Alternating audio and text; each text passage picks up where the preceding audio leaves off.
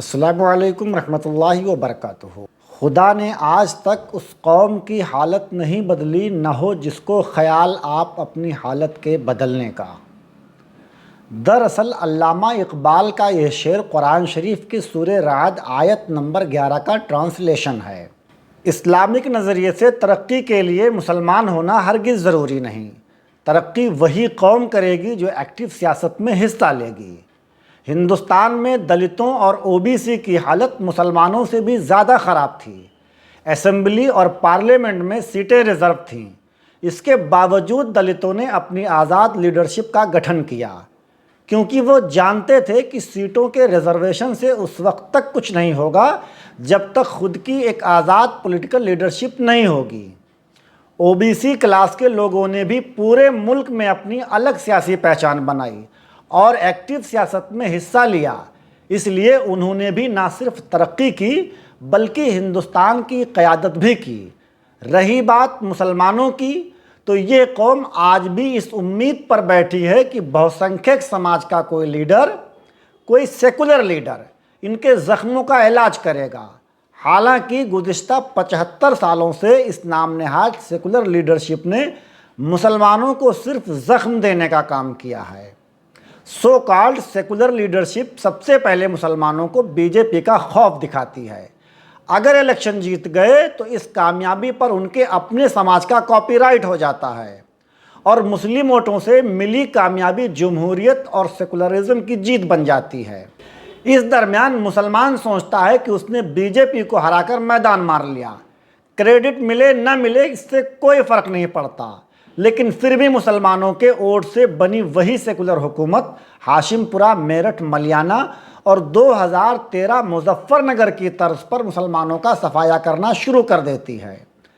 तब जाकर मुसलमानों को सिर्फ कुछ देर के लिए लगता है कि उनका अपना कोई हमदर्द नहीं, लेकिन धीरे धीरे ये एहसास हमेशा की तरह दोबारा मर जाता है। और अभी की हालत तो ये हो गई है कि मुल्क की मौजूदा नामनहाद सेकुलर पार्टियाँ बीजेपी हराओ मुहिम में भी नाकाम साबित हो रही हैं। सेकुलर पार्टियां इलेक्शन जीत जाएं तो जुल्म करती हैं, और अगर अपने ही कुकर्मों की वजह से इलेक्शन हार जाएं तो इल्ज़ाम आयद करती हैं कि मुसलमानों ने उन्हें वोट ही नहीं दिया। साथ ही मुसलमानों के ख़िलाफ़ झूठी खबरें मैनिपुलेट की जाने लगती हैं। अभी हाल ही में हुए गुजरात चुनाव के बाद इनकलाब में शाये इस खबर को देख लीजिए, जिसमें कांग्रेस की हार के लिए एमआईएम को जिम्मेदार बनाया जा रहा है। हालांकि जिन 13 सीटों पर मजलिस के उम्मीदवार थे, वहां कहीं भी एमआईएम उम्मीदवारों को इतना वोट नहीं मिला जिससे बीजेपी को फ़ायदा पहुंचा हो। लेकिन ये खबर उर्दू अखबार में छपी थी, इसलिए ओवैसी बीजेपी का एजेंट है, इस पर ईमान लाना ज़रूरी था।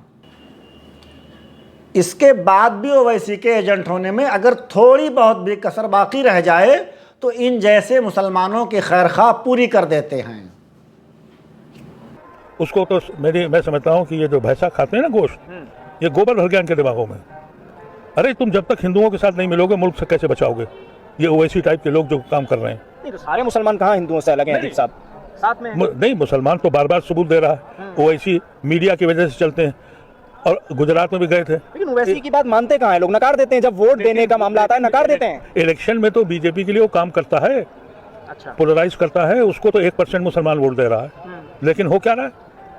तो क्या है? खेल बिगाड़ रहे हैं मुसलमानों का।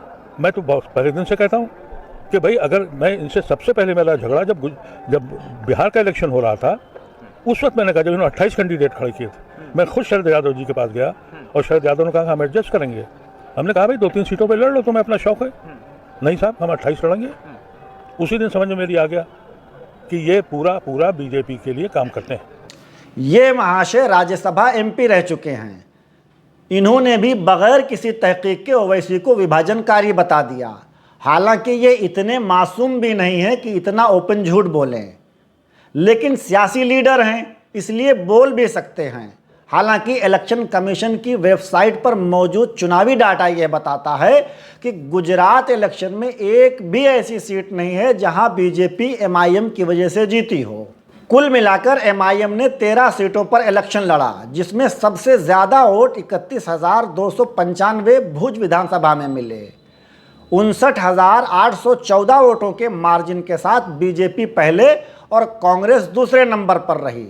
यहाँ एमआईएम, कांग्रेस और आम आदमी पार्टी तीनों के वोटों को मिला लिया जाए तो भी कुल मिलाकर 76,123 वोट ही बनते हैं, जो बीजेपी को मिलने वाले 96,582 वोटों के मुकाबले 20,459 वोट कम हैं। इसी तरह बाकी सीटों का जायजा भी यही बताता है कि एमआईएम गुजरात इलेक्शन में किसी की हार या जीत का बिल्कुल भी सबब नहीं बनी है। अलबत्ता कई ऐसी सीटें हैं जहां आम आदमी पार्टी की वजह से कांग्रेस इलेक्शन ज़रूर हारी है, लेकिन इस पर कोई बात नहीं करता। ओवैसी इलेक्शन लड़ता है, ये बात सबको खटकती है, लेकिन समाजवादी पार्टी, बहुजन समाज पार्टी और ख़ुद कांग्रेस पार्टी का परफॉर्मेंस लगातार ख़राब हो रहा है। इन पार्टियों के वोट काटने पर किसी को कोई एतराज़ क्यों नहीं होता? क्या जमहूरियत में सिर्फ इन नाम नहाद सेकुलर पार्टियों को ही इलेक्शन में हिस्सा लेने का अधिकार है, या ओवैसी, डॉक्टर अयूब और बदरुद्दीन अजमल जैसे लोगों को भी भारत में सामान्य अधिकार हासिल हैं? आज की वीडियो में बस इतना ही। अगर अभी तक आपने चैनल को सब्सक्राइब नहीं किया तो फ़ौरन कर लीजिए और फेसबुक पेज को भी लाइक करके शेयर कर दीजिए। शुक्रिया।